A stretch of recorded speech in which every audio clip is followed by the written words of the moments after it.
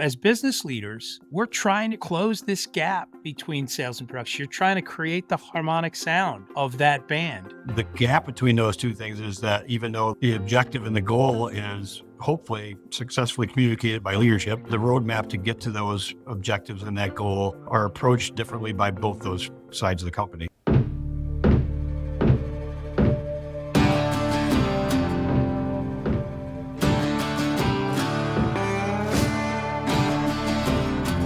Strong companies, lasting partnerships, powerful events. Welcome to the Experience Builders Podcast.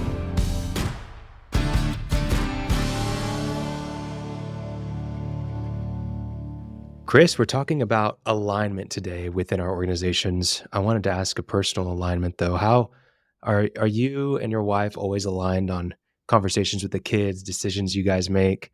What is that? Have you met my wife? Like? Are you?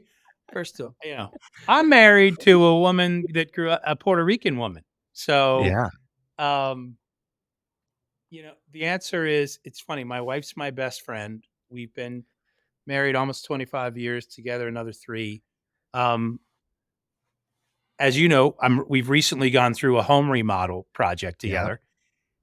And so super grateful that our tastes typically align. But where we don't align, particularly on that project, was I'm like, this is going to be a VRBO rental for the majority of the year.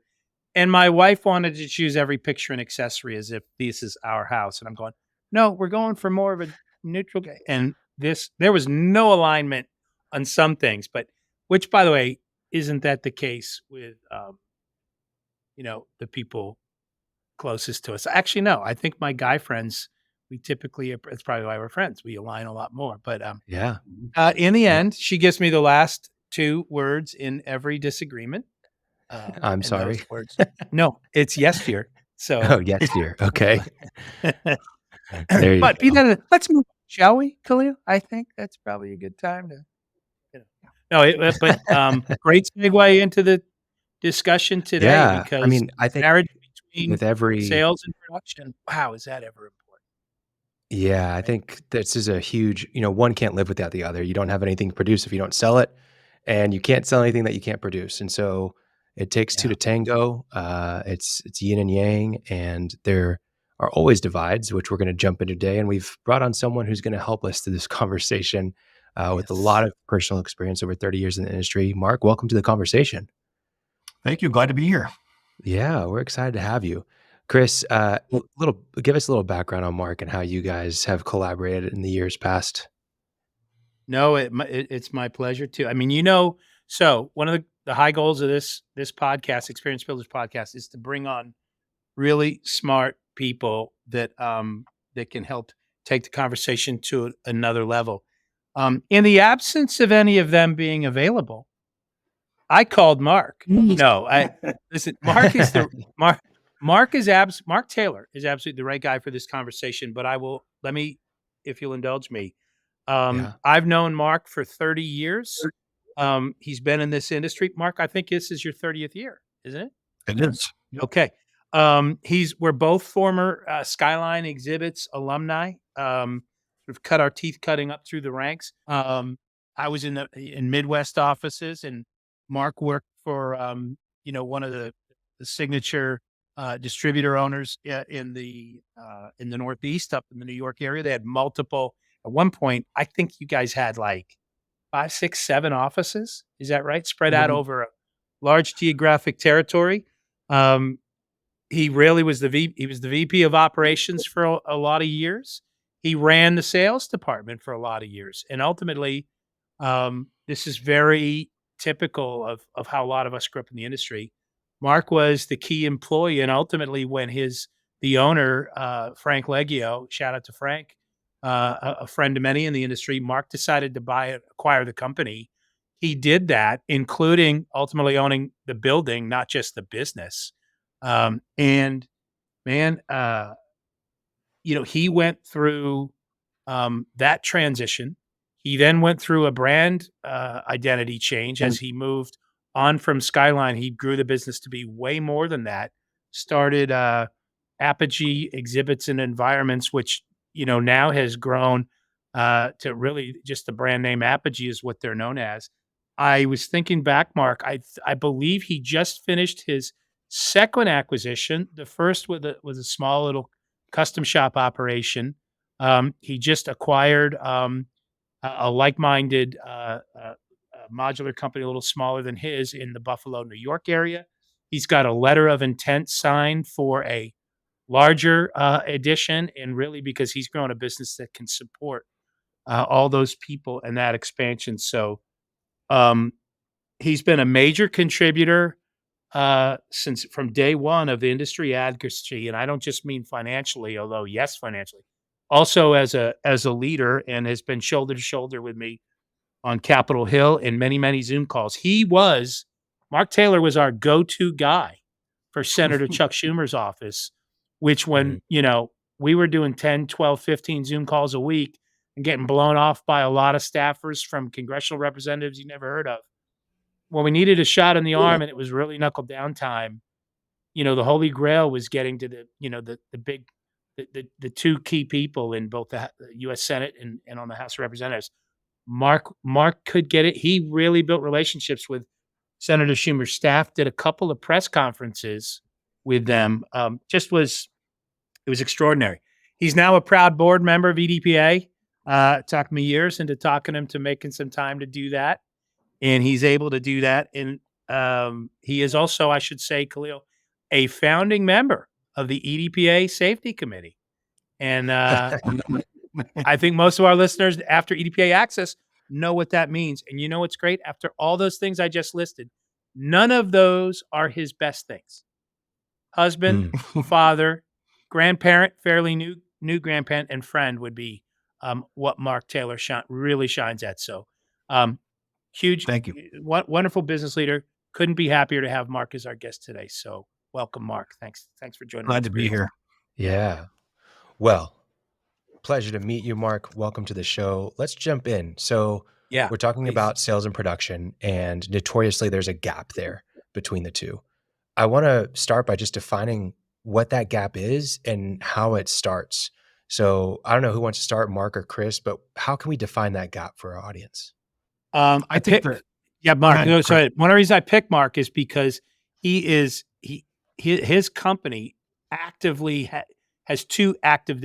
He has sales. He does manufacturing and operations. I think there's a lot of people that understand operations that are not manufacturers, but Mark is. So no, Mark, I'd love to hear your view of the gaps. I think realistically, I would say, while everybody knows the objective and they might share that the goal is the same, both production, I'm going to use support. That's what I kind of refer to my team as: support staff and sales staff, account executives, account managers. And then you have your support staff, which is your production people, your designers, your admin people, project managers. Now, in my case, fabrication segment of the company.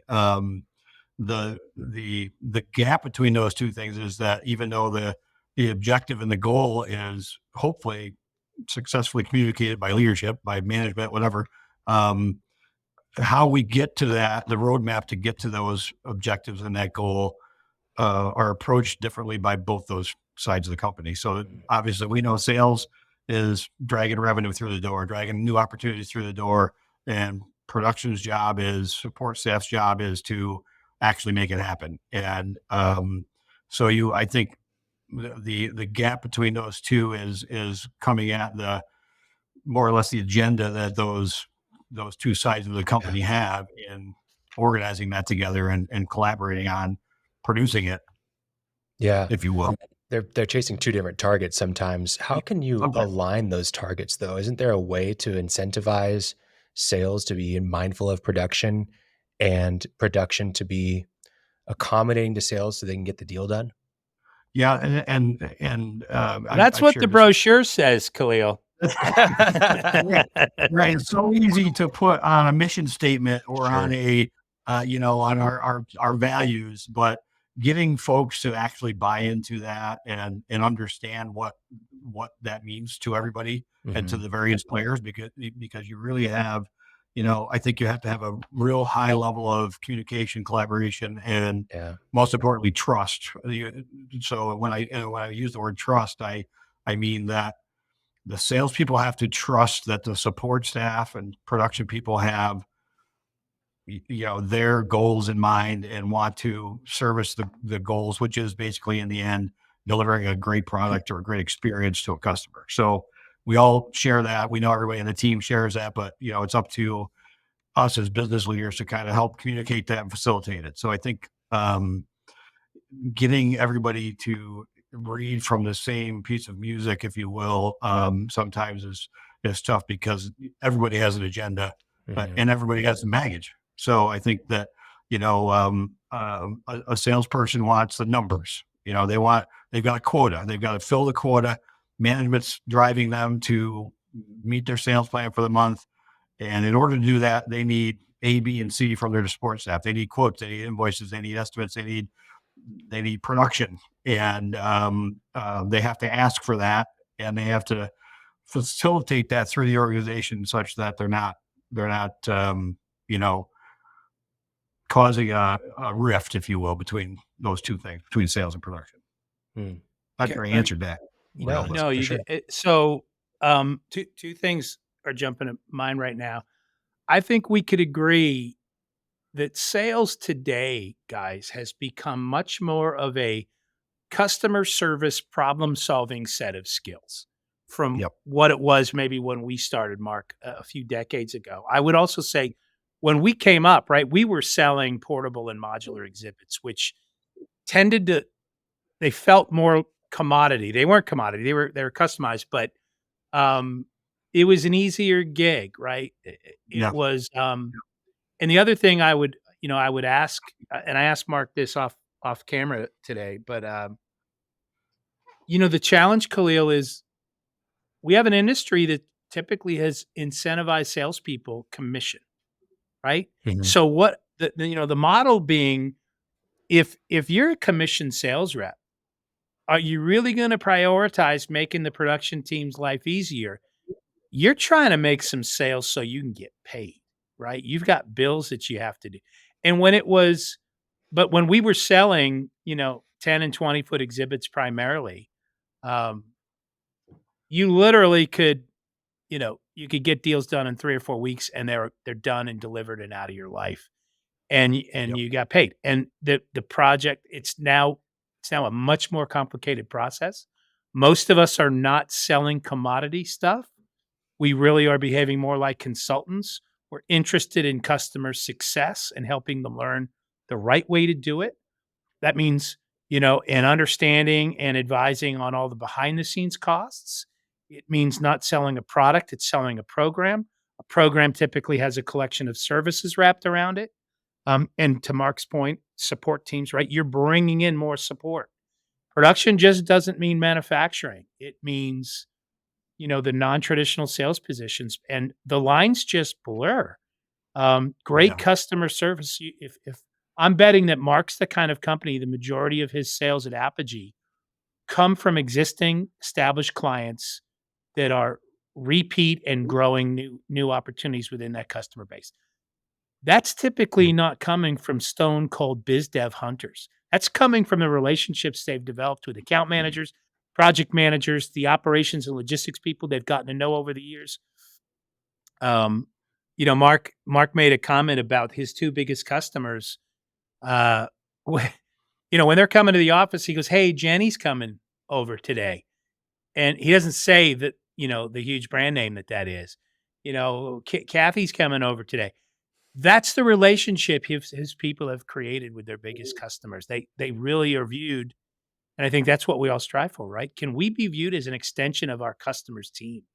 Because if you can right. do that, right, you've created a relationship that's very difficult for a competitor or an alternative company to duplicate. Would you agree, Mark? I would, and that speaks a little bit to Khalil's question about how to get those two facets of the company working together. Because as I shared earlier, if I walk down my hallway and mention a number of probably realistically 10 or 12 first name clients, Probably 90% of everybody that works for me knows who that is. I don't need to say who the brand is.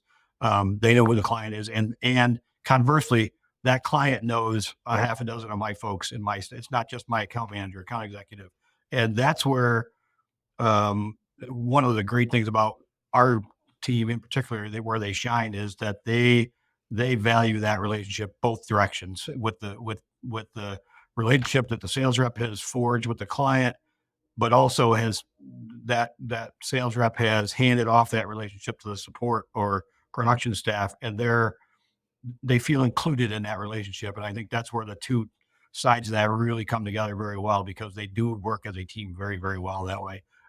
That's probably the one thing that I'm the most proud about my staff, is that demeanor they have with the client relationship, and that does help bridge the gap.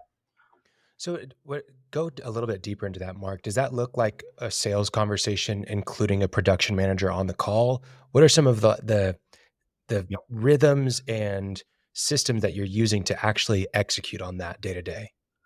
One of the things that we really that I strive for my staff is that yes, our account execs are the front door. They're the top of the funnel. They're the ones identifying the opportunities, whether they're existing opportunities with existing clients to either work deeper within that organization or through a referral from that client or whatnot.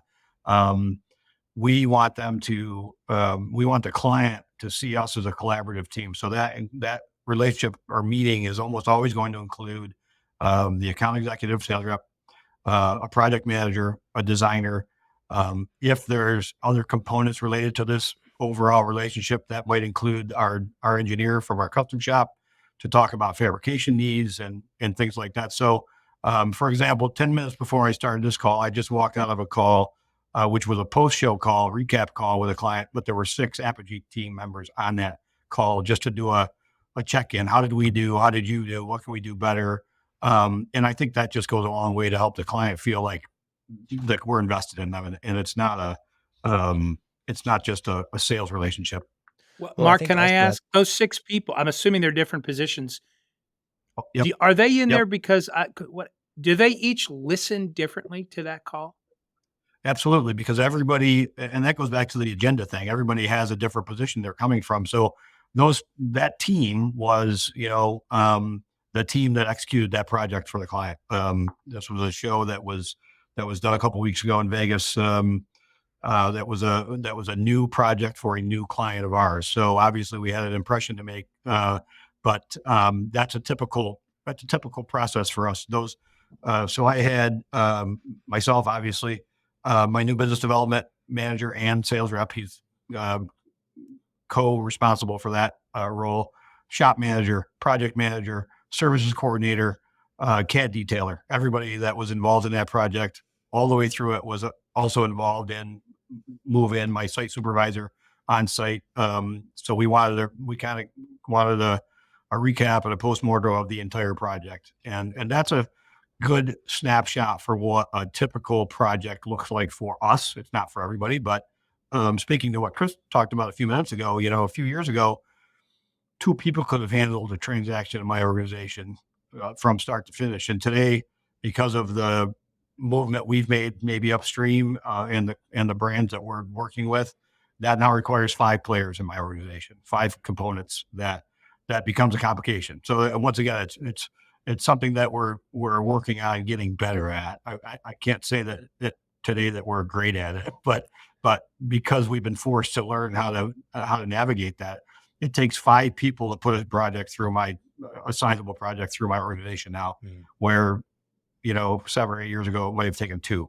yeah, So I think that just speaks to the complexity of the business, and I'm sure there's many people that listen to this podcast that they're in that same boat, where it's just yeah, a multitude of players and talents that have to be Yeah. involved to execute a project. Khalil, your original question was asking about the gaps, right? And how do you close that? And as I'm listening to Mark, just wow, this is just a great conversation on so many levels. So you had biz dev, shop, project management, services, AutoCAD, and field ops all represented on that call.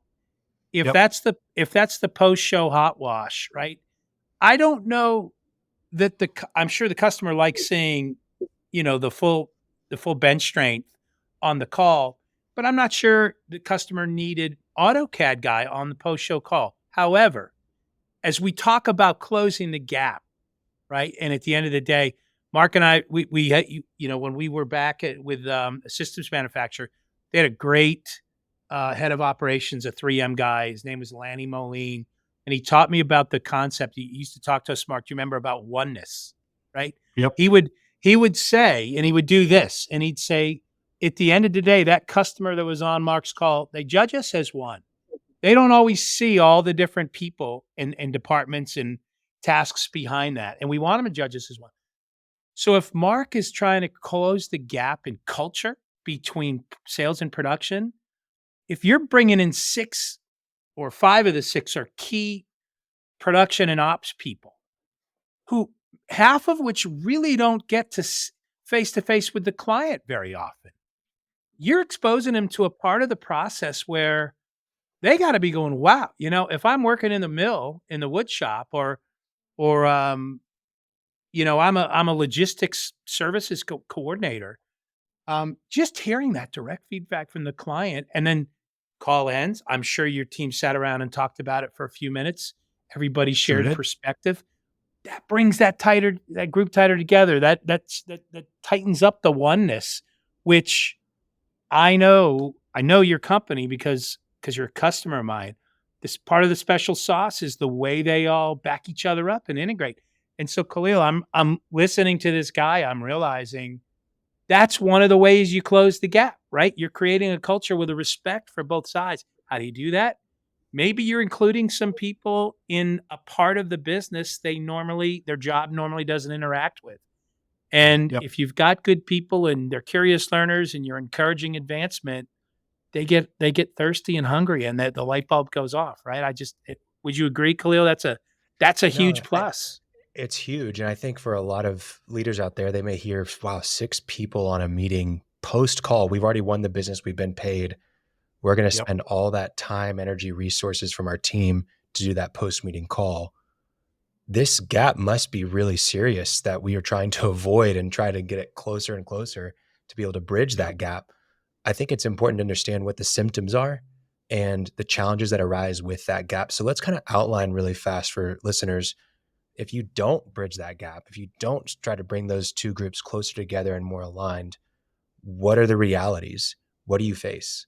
I think you face the typical challenges of a dysfunctional team, and everybody has some degree of dysfunction.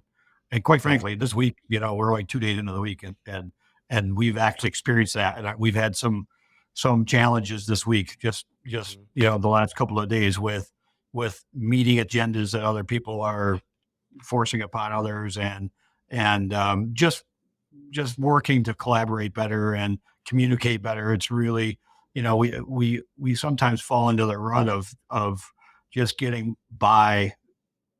Well, what we've got, that's good enough. That's good enough. That's good enough. But then sooner or later that comes back to get you. And we've had some situations that have arisen just recently like that, so then you have to hit the reset button and you have to go back to basics, and you have to like, we have a collaborative session for every project that involves basically 4 meetings based upon the project timeline. And, once in a while we'll fall off the rails, and those won't happen. And then we'll find out that there was a problem because one of those things didn't happen. So I think that's that creates internal drama and dysfunction it's not completely avoidable, but you can minimize it. Yeah. I think with smaller teams, you're going to run into the circumstance where the owner is doing a lot of the sales, and Mhm. the owner doing a lot of sales can be a good thing or a bad thing. On one hand, they're thinking about the entire life cycle of the project because ultimately it's their business. They're responsible. On the Yep. other hand, they can be so focused on trying to get the sale to feed top line, and they're maybe disconnected from the production that they not realize the burdens that they're placing on their production team and support staff.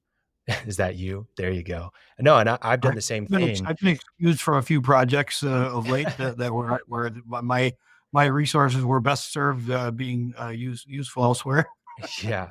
And I have a couple of great. I have honestly one of the greatest project managers there is, and she has to come and exercise some tough love with me when I get involved. And I like to be involved, but sometimes that's not where I need to be or should be involved. So I'm Yeah. sure that's common in the industry and in business in general. The owner wants to do his thing, and sometimes the owner also doesn't want to play by the same set of rules that he wants his folks to play by, and that's not good for the team either. So Yeah. so then I get I'm gonna reassigned. I'm gonna get you a plaque for your desk with quotes around it that says, "I didn't mean me," No, right? not It's me. right. Yeah, we talk about that. Yeah, right. You Yeah. know, so listening to you, Mark, can I ask you a question? So you just made an acquisition of a Yep. smaller company, is it 4 or 5 employees?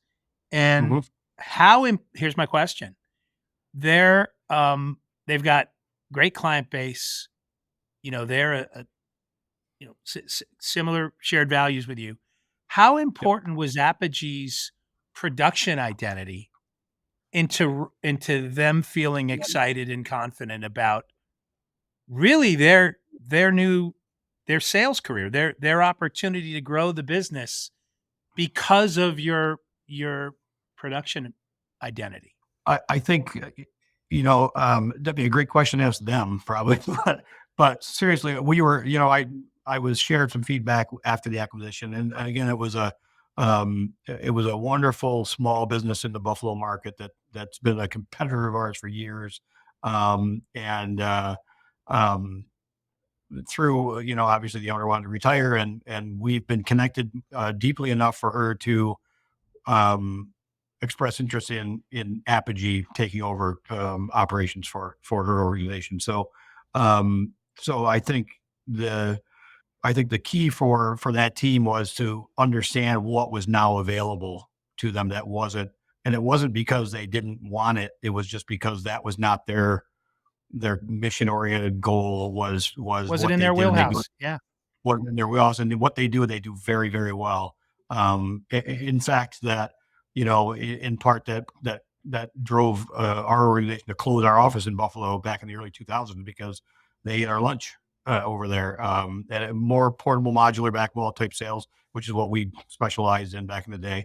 But their offering was better than ours. I think their presence there was better. So we made the decision to pull out and kind of reevaluate that. And now that we have this team, to them, one of their employees shared that it was like them going to Disney World when they came here. And we're not large by any scale in the industry either, but to see somebody come in and say, wow, this is what I have now. I have Yeah. all these new tools in my toolbox that I can, put forth. And it was really exciting. It's exciting for our team. It's excited to have them here, and they're excited to be here. And it's not just the day to day. Okay, you're just going to be doing the same thing you've been doing, but you're just doing it for a new Yeah. brand. It's like these are now new things, that you can offer your clients to. Obviously, we want to maintain those relationships and deepen those relationships, and this gives them the ability to do that. And it does bring their sales slash production component into our organization, which adds more depth for us. So also we'll have the challenge of managing a remote office that they're 80 miles down the road, but not something we haven't done, obviously before successfully, but it's exciting. Yeah.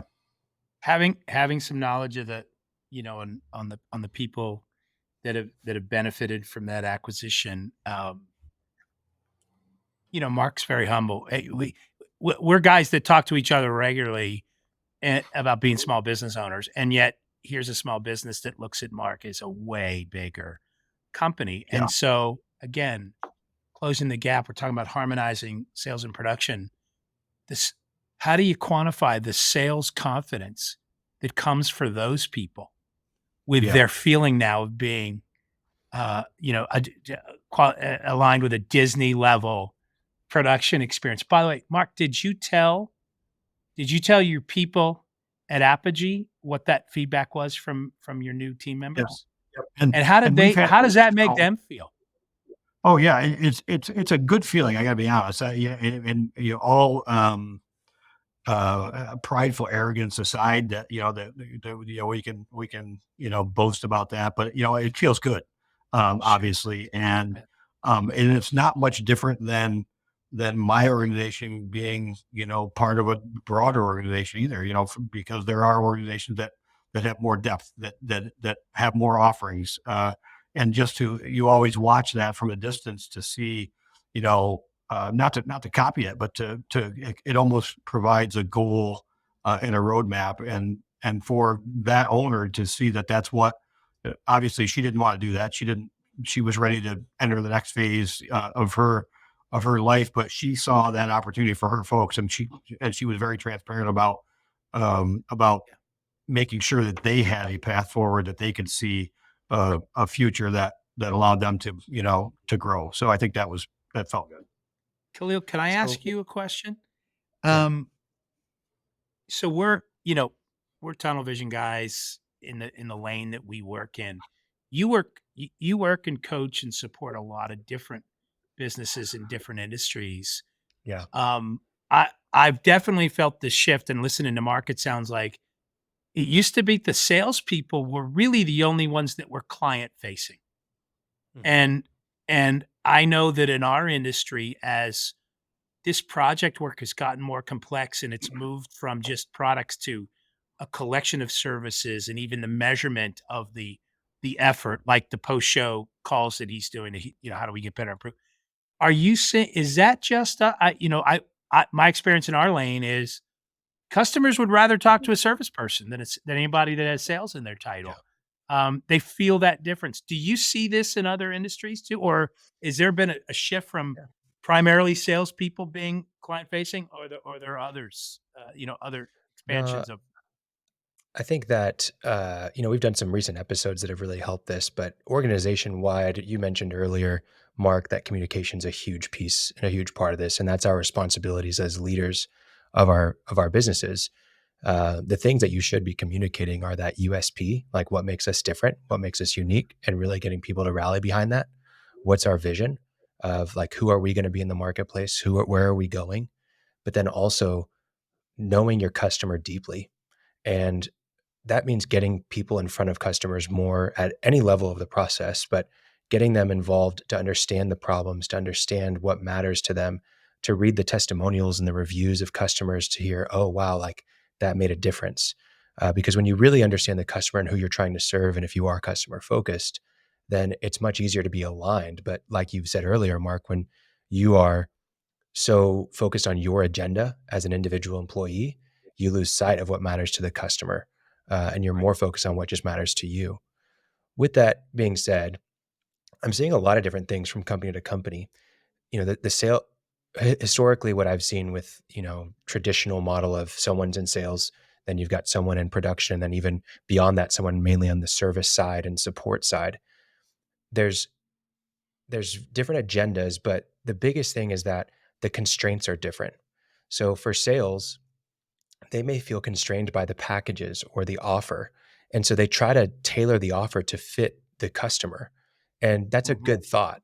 But as like owners, sometimes we try to tailor that offer into a way that it closes the deal and it's a good offer, but we're not set up for it on the back end to be able to actually fulfill it. And so instead of it fitting our processes and being a part of what our streamlined projects that we complete are, it becomes this mammoth of a project where we're trying things for the first time, where we're doing things that really are not in our wheelhouse at this point. And so the project takes twice as long, three times as long as the average project. And so then not only does that project become a bottleneck and a challenge for our team, but every other project that we have that is really our bread and butter becomes something that is just so challenging to get done because we're stuck on this one individual offer that the sales side decided to come up with. On the opposite side of that I don't though, know what you mean, Khalil. I can make that exhibit levitate. oh, I know you can. I How know you can. disruptive how hard can that be? Right? Yeah, exactly. Well, but then on the other side, the sales team can feel constrained by the production side. Maybe we're at capacity, and there's nothing more frustrating than as a salesperson trying to close a deal, but knowing that you actually can't fulfill it on time.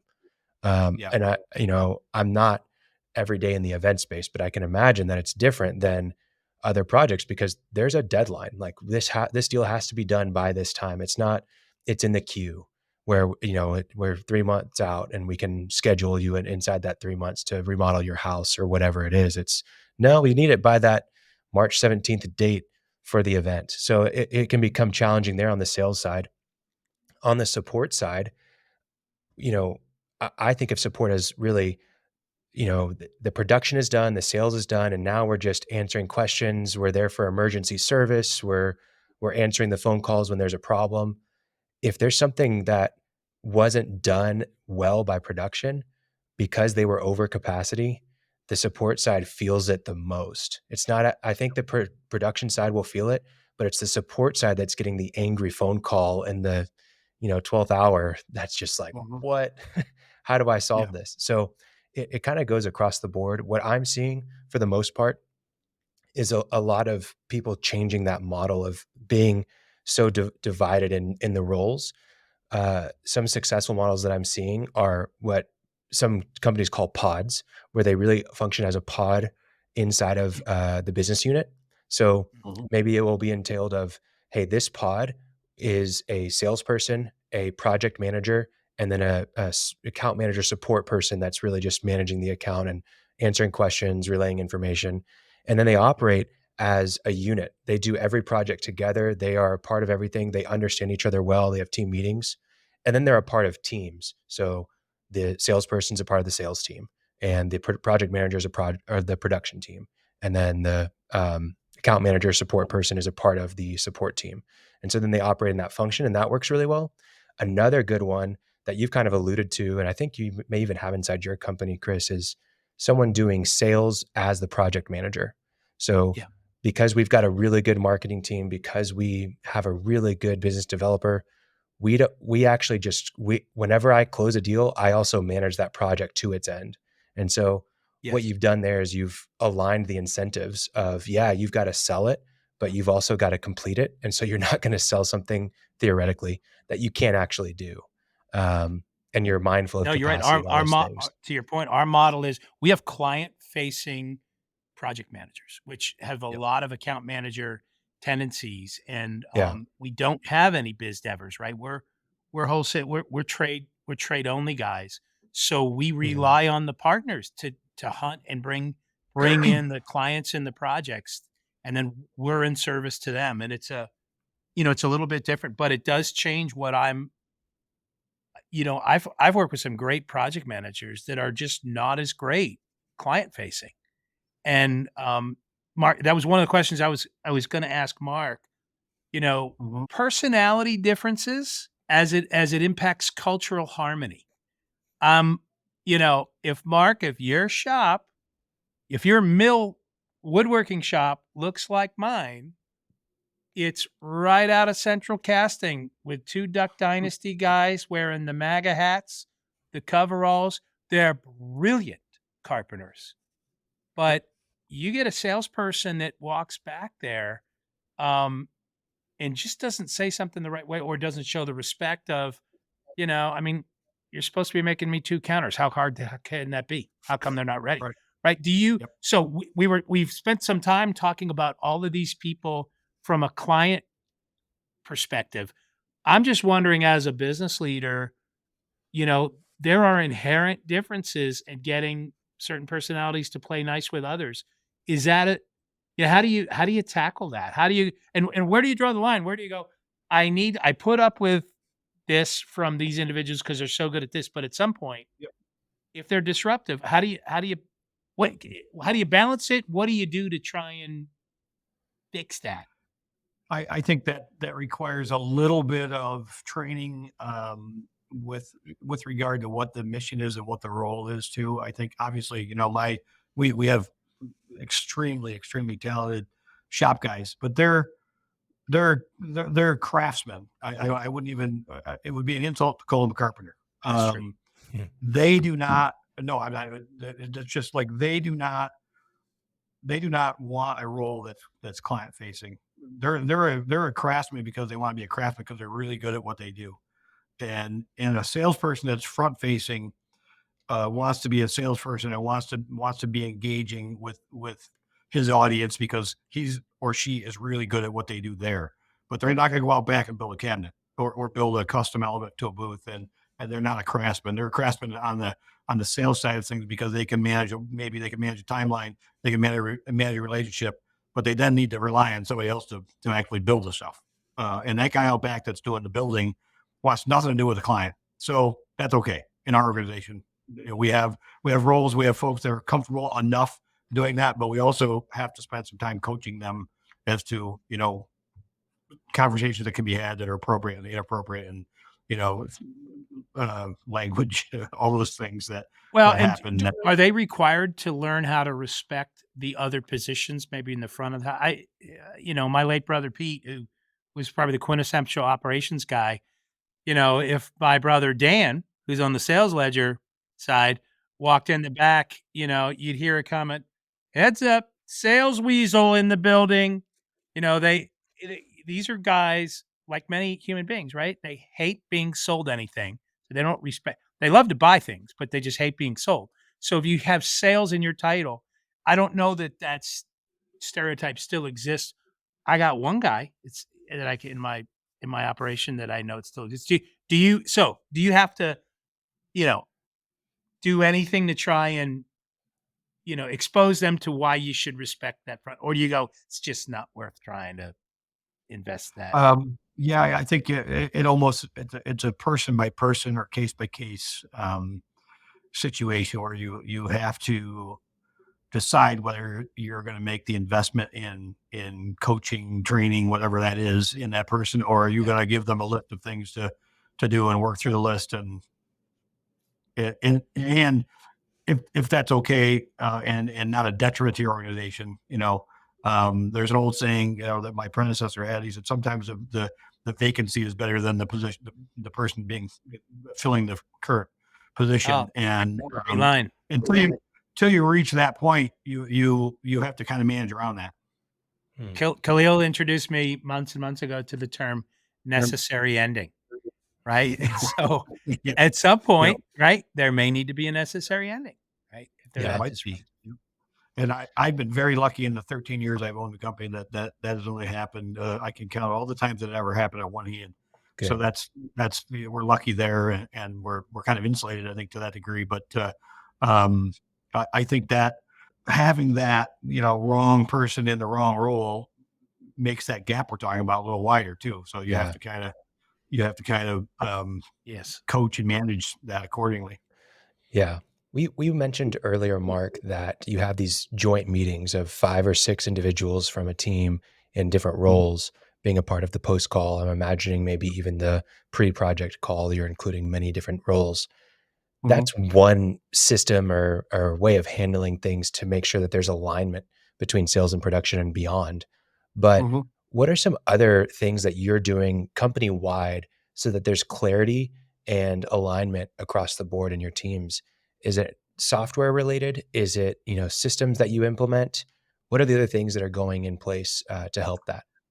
We do use an ERP system that we adopted just prior to the pandemic. That does help us streamline, everybody, all of those components that we were just talking about that are in that meeting are on every job digitally, Mhm.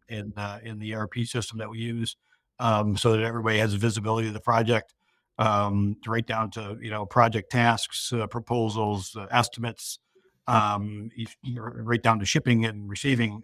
Everybody has visibility on every project that they're involved in. So the team members that are on the folks that just walked out of that call all saw the life cycle of that project through, we started this project last July, for example, and just delivered it. So Yeah. that's how long it took. Um, that helps us a great deal if we use it. Um, If we so use that's it, he's no, yeah. big. I honestly, in full You're transparency, I have a burying the consistent. headline there, Mark. You're I burying know, the I headline. know. If we use it, right there, We use it. Yep, yep. No, it's good. So So let's back up really consistent fast. ERP means enterprise resource planning, but it's basically a company-wide software that covers multiple Yep. functions, right? Yep, it's our production software basically. So it's our forecasting. So I can see my sales funnel, forecast funnel. When a project is activated, it's activated. The tasks are then assigned, pretty standard through the organization, whether if it's estimating, design needs, things like that.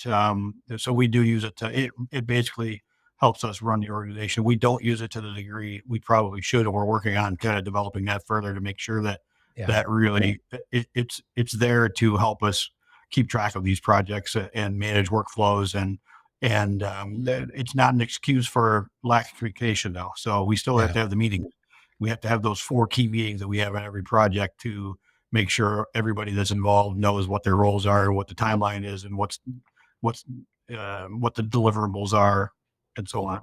Was that Yeah. an off And, the shelf and was that an off the shelf that's what I was gonna software ask. mark, or did you have to customize something for your No, it's Exhibit Force Enterprise. We had looked into many platforms. Uh, it was the right cost structure, quite frankly, for us. We're a small exhibit house, so a large SAP type infrastructure ERP yeah. system didn't line up for what our needs were. It does what we need to do, and probably more than we use it for, but it works. Um, we employ some other systems internally to help us manage individual work and things like that, but by and large that's where That's your main 90% of mine. dashboard. Yeah. Yeah, Mhm. yeah.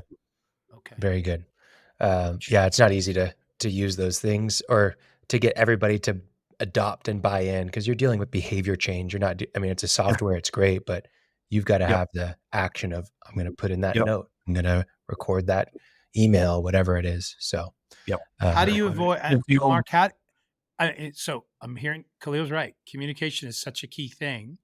Yep, So you've got post-show meetings. You probably have a launch meeting when a project gets active, yep, similar or multiple people. And yep. I couldn't agree more with the complexity of the deliverables. A great, cool looking build with a collection of service wrapper at it. Mhm. How do you avoid death by meeting? Or people feeling like they're, Yeah, that's in tough. Yeah, because it's the old joke that meeting could have been an email kind of thing happens floats around here a lot. So, we the key ones for us are launch meeting, and then we do design review meeting, pricing review meeting, pre-build meeting. Those all happen through the lifespan of any sizable project here. And when I say sizable, if it's an island exhibit, every island exhibit, but if it's a branded environment project, that happens as well, or an activation. If it's just a transactional, we sold a couple portables or some table throws. That's not that's kind of included from that. But any sizable project, those are the basic meetings, and then you have your what I call, flyby meetings. That's a quick huddle here and there as needed. So the project manager usually organizing and running those. If she needs to meet with a service tech before the pre-build, again, they'll do that like just as a sidebar. But we try not to. We're not a big meeting heavy organization. It sounds like we have a lot, but we probably you know minimize that as best we can so that it's yeah, not you're not spending your entire day in meetings. Yeah, I think that's a struggle. Every business has that, Yeah, yeah, fights for that balance, right? yeah. There's there's always battle scars as a business owner, as a leader, of really bad instances where you just got to push yourself through and say we're never going to do that again. And I yeah. know that there's a lot of instances like that with this. I'd love to hear a couple of stories, maybe one from each of you if possible, of just where sales really didn't do well for production or vice versa. That might people might be able to resonate with and empathize with. I'll take a first one, and this has been a few years back, just before pandemic. We have one senior PM. The client for us, that's a partner, was a West Coast partner. Kind of always had the reputation internally at our company with there was just nothing that seemed to be smooth projects or even clean when they. But one in particular was I'm remembering the price for some reason. 168,000. This this person who really is inbound sales right? And they were they were they were behind on their sales responsibility. Mark, you made a comment earlier about, each person is assigned, look, we have all these things, these are our goals, these are the things we've invested in. Your portion of contributing to that is X dollars in sales. And this individual is behind. And they wanted that. They were looking to throw the Hail Mary and catch up. They were Brock Purdy in the Super Bowl the other night looking for the anyway, there's just signs everywhere. We knew the history. We knew it was gonna be difficult. Tick tock on the lead time. It was big project with some custom stuff. And anyway, senior ops person said, "We're tapping out." Um, another, um, city manager who would had to run the delivering and moving in of it in a foreign city with a hostile labor environment.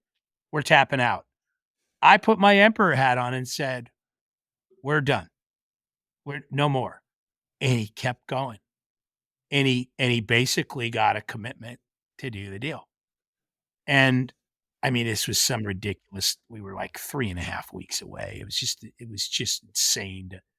So in the end, the day that he got the deal, that was the come to Jesus talk where you go, we're getting him on the phone and we're disengaging. We're saying, sorry, but all those things we said before, and and I said, we just can't do it. So that's the one very uncomfortable for everybody, Khalil, right? Yeah. I think in the end we made the right decision, but I've shared a different story with you about the worst one that I did accept. There was an example of one but there was a gap between sales. The sales side professional just couldn't accept the production realities. We're not in the habit of saying no. But there was no win here.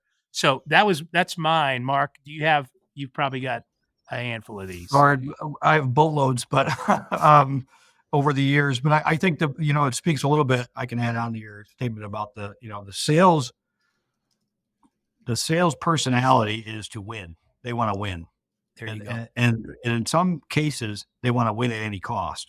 So they adopt a mindset where every opportunity is a shiny little diamond that I can bring in and we can win this thing. Well, some of them are qualified. They're not qualified either by budget, by timeline, by our ability to produce a Capacity, product, right. Yeah. being able to deliver and deliver successfully.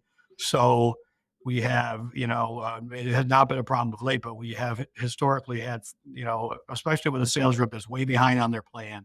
If they're trying to meet a quota or a goal, and they're behind, and every opportunity looks like a diamond, and they're not. So they'll come in and they'll get a project in, and they'll turn our support organization right on its ear in trying to get that project done and back to a proposal back to a client, only to lose it, and then to lose repeatedly on the same type of project. So those are the things that creates that gap you have too, because then you have the trust issue with Right. those particular people that happen. So we've tried to do historically, we've done a little bit better job recently in better qualifying those opportunities and helping the salesperson understand what it now takes for a project to go through here, whether it's a bid or actual sale job. But I think that's, historically we've sometimes chased opportunities that were not, in our sweet spot, in our wheelhouse, and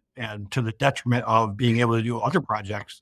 As you said earlier, Khalil, sometimes you're sacrifice projects that you could normally do and do efficiently because you're now creating a backlog of work for folks that ultimately the end result's not going to be a sale, but the work Yeah. all still had to get done. Well, not only Let me that, tell you're you. also Sorry, go yeah, ahead. not yeah, not only that, you're also on the job that you take on that's outside of your wheelhouse. Typically, what attracts you is the high revenue amount and Yeah. that, "Man, we Yeah. can win on this." But then it Boy. ended up taking so much time that you actually don't make money on it. You might Yep. even Well, and lose you money on it. and the person that's hard charging forward isn't thinking about the the other work you have they're putting at risk. And Yep. Yeah. let me tell you, so as business leaders, we're trying to close this gap between sales and production. You're trying to create the harmonic sound of that band. And let me tell you, you get a repeat offender on the sales side of the column. It only Yep. takes 2 or 3 before they get that reputation, and all of a sudden, everybody on the production side, that person is now labeled, "You're the black sheep," Yep. and any project that even if it's clean, that comes through is getting extra scrutiny. Yeah. You're not necessarily getting the support you deserve or that the project and the client deserves, and that is a problem. Yep. Yeah. And Absolutely. that's where the gap comes from. Yeah. Yeah. Well, San this is Andreas fault level gap, right? That's what we're talking about. That's So, right. yes.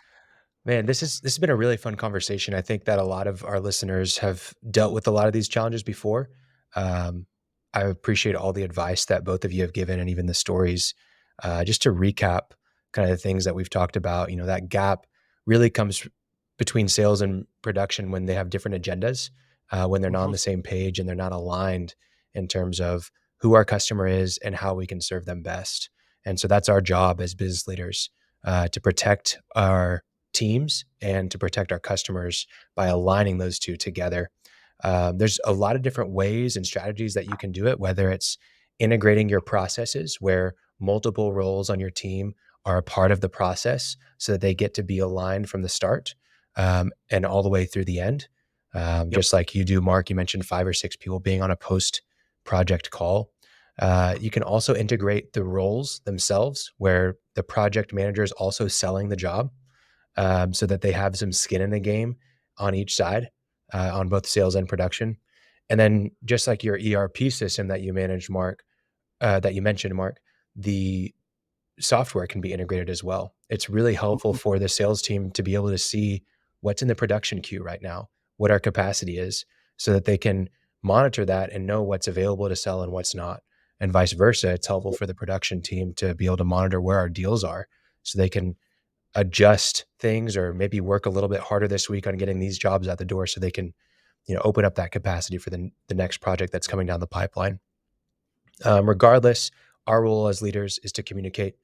It makes it infinitely easier whenever you know who you are as a company and what your identity is, what your target customer is, how we can serve them best, what is in our wheelhouse, and more Mhm. importantly, what's not in our wheelhouse. So really, those are all really valuable things to understand at the end of the day. The way that I would summarize this is have some non-negotiables for your production team, but also for your sales team of, hey, we don't chase this work, um, and we don't do this kind of work, but also have some leniency in there where you are able to innovate because you're trying new things, and make your production team stretch themselves a little bit, while also giving some leniency to the sales team to craft creative offers every once in a while, but more in a calculated way and less haphazard. And if you're doing those things, you'll be able to protect each other. The sales team should protect production, and production should be mindful of sales and protecting them, helping them to close deals. So that's that's a wrap, guys. I think this is a great episode. Khalil, Great. 3 things. I'm just listening to you and with Mark that I'm just adding to you that takes away. Yeah, go ahead. If I think, if I think what am I leaving here focusing on to make sure our gap is as tight as it can be between sales and production? Oneness, right? We got to make sure that Yeah, everybody's um is tight. They at the end of the day, the client's judging us as one. Are we making sure we all see ourselves, as one unit? Number two, I think and we do that, give all staff some exposure to what the roles uh everyone else is doing, right? So that's in a few words, give them some perspective.